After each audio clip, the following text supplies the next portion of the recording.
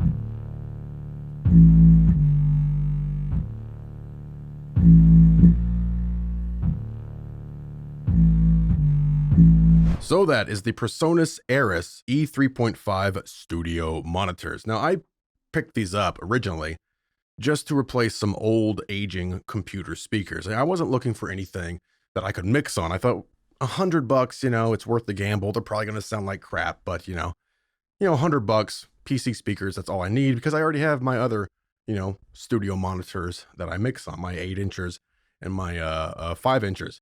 But these things have completely excelled in every single test that I have put them through. The clarity, the tight punchiness of the bass, the presence of the mid-range, the detail of the mid-range, something like that. And also, by the way, the volume. These things get freaking loud, way louder than they should for, 25 watts per speaker. Now, as I said in the video, you can mix with these, but it would be a good idea, since we're only dealing with 80 hertz here, it would be a good idea to go ahead and check your mix at least, 10, 15 different times on some extended range systems. So that way you can understand what's going on in that extreme low end. Once you understand these monitors, then you won't have to be checking your mix on a bunch of different systems. And you also have the option to add in the matching sub, and that's only like 200 more bucks. So $300 total. You have a system that covers the entire frequency range that you would need to deal with. If you're making a lot of electronic music, EDM, some hip hop that has really low basses or really low kicks, just a lot of low end content, you might want to spring for that sub. Now, you don't have to, but again, if you're dealing with really bass heavy music, that's something that you might want to consider as well. Now, there's also a 4.5-inch version that is sold in a pair, and that will get you another 10 hertz. They'll go down to 70 hertz. So if you don't mind something a little bit larger, you might want to go for the 4.5-inch. Of course, they're also more expensive. And also the 3.5-inch and the 4.5-inch also have a Bluetooth version. So, they'll be the same quality as the standard version here. They just add Bluetooth to your options. So if you're always connecting your phone or your laptop or your tablet or something, and you don't want to use that aux in, you could get the Bluetooth version of these speakers as well. But I'm not sure you can find anything else of this quality at this price range. If you're a beginner, you often don't want to spend $300, $400, $500 per speaker, and you don't even know if you're going to stick with it. So this would be a great beginner setup, a great setup for somebody who just wants something small, maybe with a laptop, for example. This would, perfect for that. But also, if you already have other monitors, like I do, I've got 8-inchers, I've got 5-inchers. You might want to add in a 3.5-inch or a 4.5-inch pair just to check your mix on smaller speakers. Again, I just got these things to replace some computer speakers. I wasn't expecting them to sound nearly as good as they actually sound. I mean, it's pretty cool today that for $99, you can actually buy speakers that you can mix on. That's insane. When I was starting out, 20 years ago, it would be multiple hundreds of dollars for a single speaker that sounded awful, right? It would be multiple thousands of dollars for a speaker that sounded kind of okay. And now you can literally mix and be pretty secure that your mix is going to translate well for $99. That's crazy. Again, I'm not saying they are the best speakers, the best monitors in the world, because they are not. But for $99, I would buy more of these. In fact, because of the quality of these, when I need to replace my 8-inchers right there behind me, which is I'm going to need to pretty soon, I'm definitely going to look at the PreSonus ERIS 8-inch XTs and also some of their higher end ones. If you want to go to the larger 8-inch ones, then you're going to get down to, I believe it's 35 hertz. PreSonus has done something pretty cool on that 8-inch model to actually get you down to 35 hertz on an 8-inch speaker, which is pretty cool. But again, those 8-inchers will be sold per monitor, so you're going to have to buy two, versus the 3.5-inch and the 4.5-inch, which are sold in pairs. All right. So once again, if you've been looking at these, you want to pick them up, you weren't sure about it, go ahead and pick them up. They're perfect if you're a video editor, if you're a mixer, if you're just getting into audio, or you just want some small speakers that sound great, that you can actually mix on, and that are flat and that are not coloring your music or coloring the sound that you are working with. So they get 2 thumbs up from me, guys. Go ahead and check them out if you want. We'll have links in the description below.